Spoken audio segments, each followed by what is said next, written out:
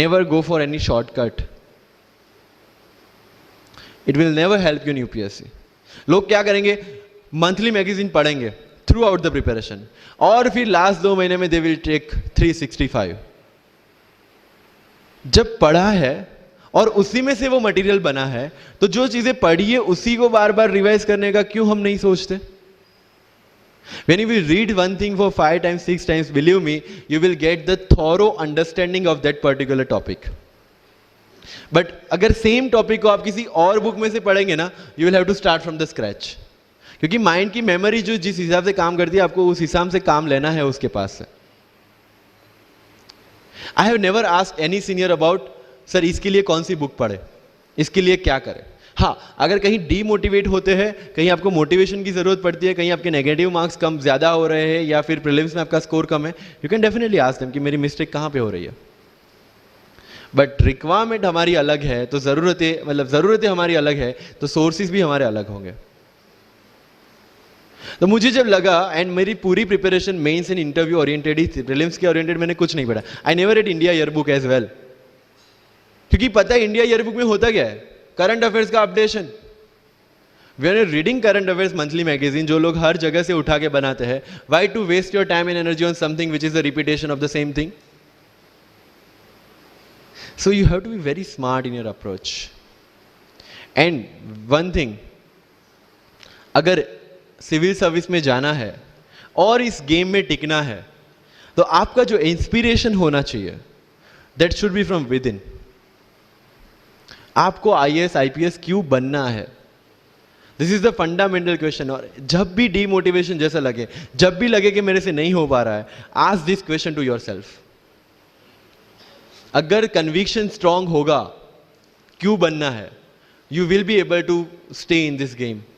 लेकिन अगर पैसों के लिए जाना है, मटीरियलिस्टिक गोल्स लेके जाना है, believe me, UPSC checks our presentation, but God checks our intention.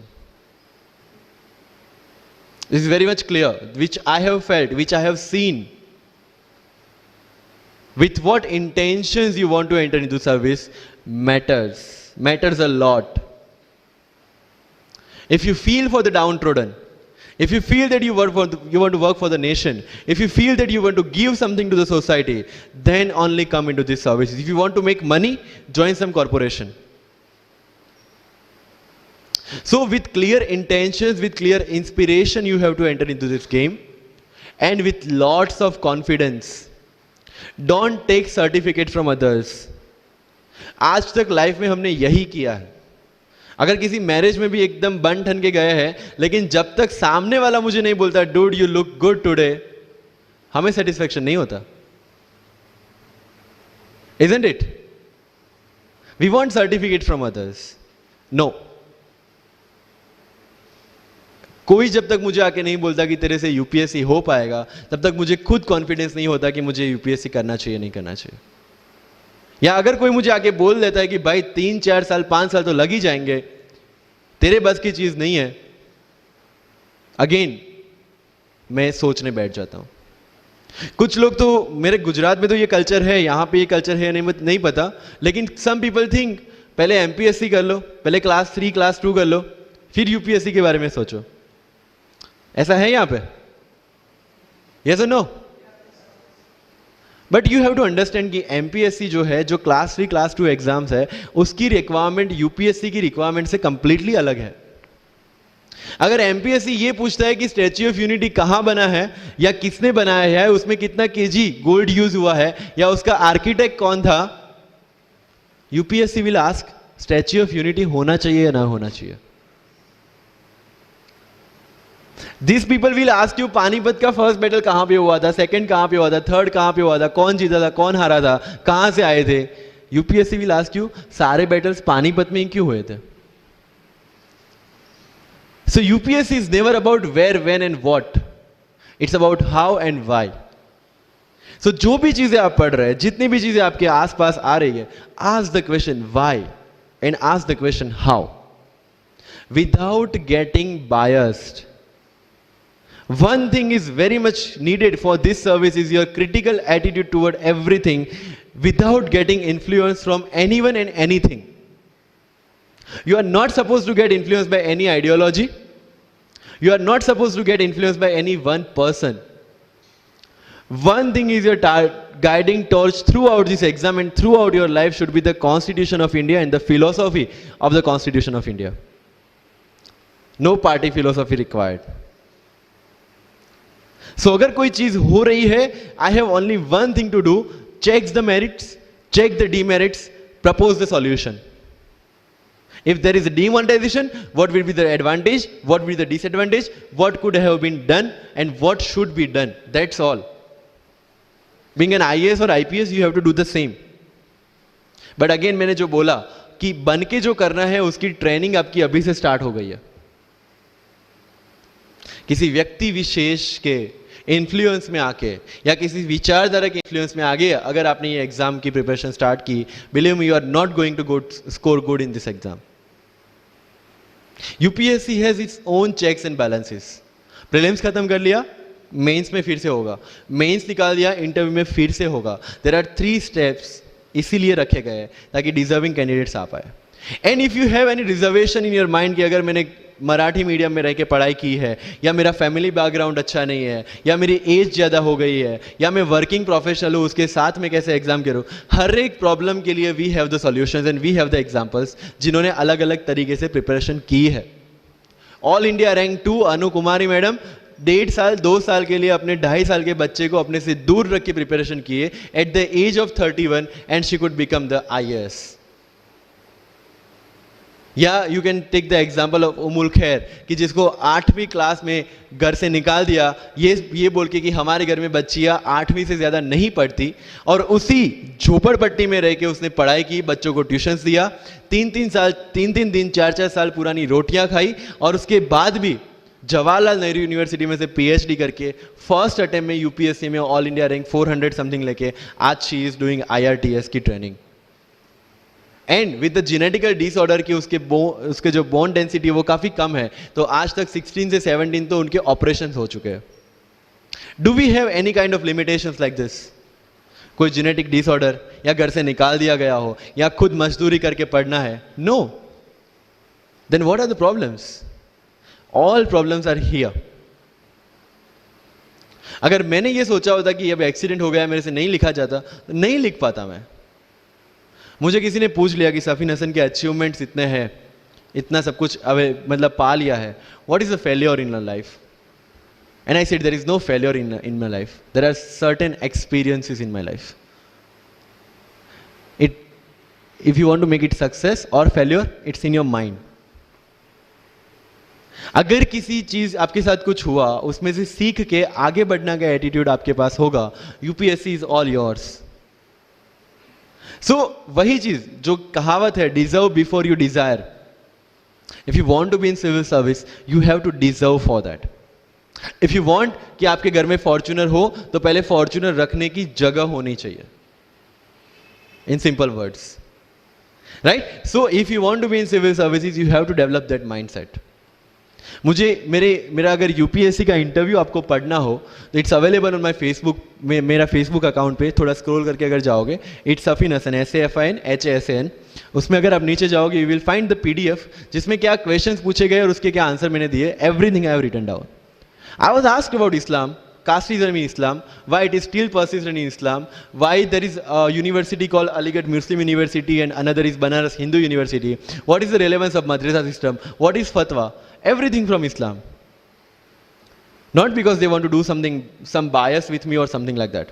They just want to check कि अगर इस इंसान को हम IAS या IPS के पोस्ट पे बिठाते हैं, whether he will treat the person as a citizen of India or member of any one particular community. And that's how I could score 204 in UPSC interview. Because I could satisfy them. And this is not because I could score, this is the requirement of this job. अगर आपको लगता है कि being मुस्लिम आपके साथ कुछ distinguish behaviour किया जाता है, मुझे ये क्वेश्चन पूछा गया. मेरा एक इंटरव्यू है जिंदगी विथ रीचा में, जो अंसार भाई का काफ़ी वायरल हुआ था. Same Richa Anirudh also took my interview. She asked me this कि when you belong to Gujarat and when you are an IPS officer, कहीं ना कहीं दिमाग में 2002 आता है और उसके बाद आपको कहीं लगा कि बीइंग अ मुस्लिम आपके साथ कहीं पे कोई भेदभाव हुआ है या कोई डिस्क्रिमिनेशन हुआ है. And I simply said no, I never felt like that, because मेरे दिमाग में कहीं पे डिफरेंशिएशन या डिस्क्रिमिनेशन नहीं है.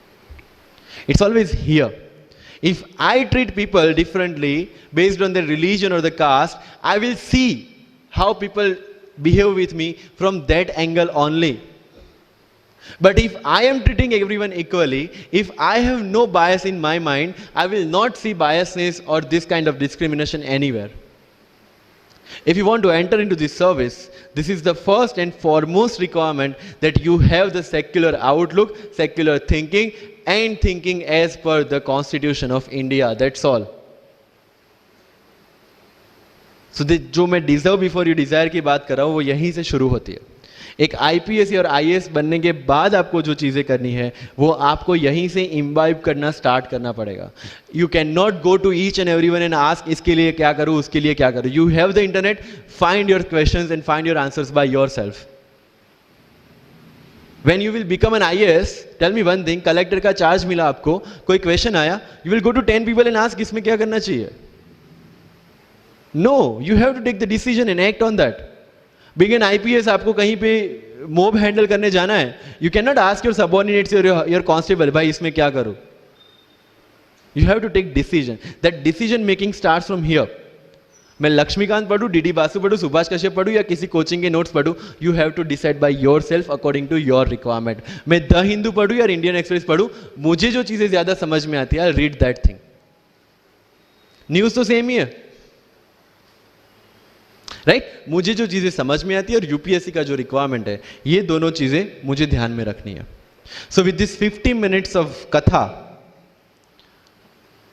आई will take 5 to 6 question from your side. But last but not the least जो मुझे बताना है, and not for UPSC GPSC, for the entire life, कि जितने भी कंप्लेंट्स आपकी लाइफ में है, मैं यहाँ से आता हूँ, मेरे पेरेंट्स ये करते हैं, मैं वो करता हूँ, मेरा इंग्लिश अच्छा नहीं है, मेरा मैथ्स अच्छा नहीं है, ये सारे हमने अपने आप को दिए हुए एक्सक्यूजेस है. You have to find the solution by yourself. अगर इंग्लिश नहीं आता है, I can start with the 5th standard book.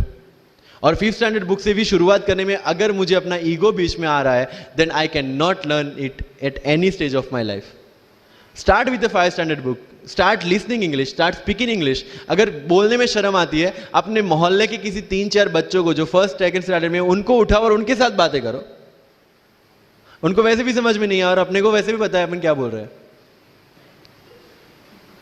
Getting my point? तो अगर वहां पे भी अगर ईगो बीच में आ रहा है, start doing like this. Start speaking. मैं 11th-12th में था, मुझे पता था मेरा इंग्लिश कैसा है, फिर भी I used to speak English, क्योंकि मुझे पता है सामने वाले को तो वैसे भी समझ में नहीं आ रहा है. अगर किसी मूवी में इंग्लिश डायलॉग सुन लिया, पूरा दिन मेरे दिन, मतलब जहां पे भी कोई भी बात करूंगा, मैं वहां पे वो डायलॉग घुसाऊंगा. This attitude should be there. अगर आज हिस्ट्री में से या एनसीईआरटी से 5 ऐसी चीजें आपने नहीं सीखी है, try to think upon that, try to ponder over that. ये मराठा साम्राज्य वाली जो नोट्स दी थी, try to make the summary out of it, कि कोई भी एडमिनिस्ट्रेशन को अगर टिकना है तो क्या क्या जरूरी है, किसी एम्पायर को अगर बनना है तो क्या क्या जरूरी है, कहां पे उन्होंने मिस्टेक की. They should have focused on the consolidation rather than expansion. They focused on the expansion rather than consolidation, and that is where they made the mistake. Till the time of Akbar, it was same, but later on, that consolidation comes into picture. UPSC में भी same है. Consolidate what you have read and then go for the expansion. अगर NCERT पढ़ी है तो उसको consolidate करोगे, इसमें से क्या निकला, then go for the Bipin Chandra advanced books. Getting my point? सो अगर आपको भी आपका यूपीएससी का एम्पायर मजबूत बनाना है, then go for the consolidation first and then go for the expansion. तो लाइफ में जो मैं कंप्लेनिंग एटीट्यूड की बात कर रहा था, वो कंप्लेनिंग एटीट्यूड आपको कहीं पे भी नहीं ले जाएगा. You have to put all your complaints aside, start preparation. क्योंकि आज तक दुनिया ये मानती थी कि एक भी शब्द बिना बोले हम अपनी बात एक्सप्रेस नहीं कर सकते. तब हमारे साथ थे चार्ली चैपलिन, जिन्होंने एक भी शब्द बिना बोले सारी दुनिया को एंटरटेन किया. आज भी दुनिया जब ये मानती है कि सिर्फ औरतें अच्छा खाना बना सकती है, हमारे सामने संजीव कपूर, जिन्होंने पूरी दुनिया को भारत का स्वाद चखाया. आज भी अगर दुनिया ये मानती है कि अकेले इंसान से कुछ नहीं हो सकता, हमारे सामने महात्मा गांधी जो अकेले चले थे और पूरा देश उनके पीछे चला था. आज भी दुनिया अगर ये मानती है कि धनवान बनने के लिए धनवान नारायणगढ़ में पैदा होना ज़रूरी है। हमारे सामने धीरूभाई अंबानी, जिन्होंने पूरी दुनिया को एक सपना दिखाया, कर लो दुनिया मुट्ठी में, और आज रिलायंस इंडस्ट्री वर्ल्ड की और इंडिया की सबसे बड़ी इंडस्ट्री है। आज भी दुनिया अगर ये मानती है कि हम कम एज, ज़्यादा एज में कुछ नहीं कर सकते, हमारे सामने अमिताभ बच्चन, जो आज भी एक साल में 3 ब्लॉकबस्टर मूवीज देते हैं। अगर आप ये मानते हैं कि सिविल सर्विस में आने के लिए आपका बैकग्राउंड होना जरूरी है, आपके सामने Shahrukh Khan without any background आज भी बॉलीवुड का बादशाह है। अगर आज तक दुनिया ये मानती थी कि हम सिर्फ धरती पे रहने के लिए बने हैं, हमारे सामने नील आर्मस्ट्रॉन्ग जो चंद्र पे जाके आए, आज तक हम ये जानते हैं कि हम क्या है, हम क्या बन सकते हैं, ये जानने का टाइम शुरू होता है अब। Thank you so much.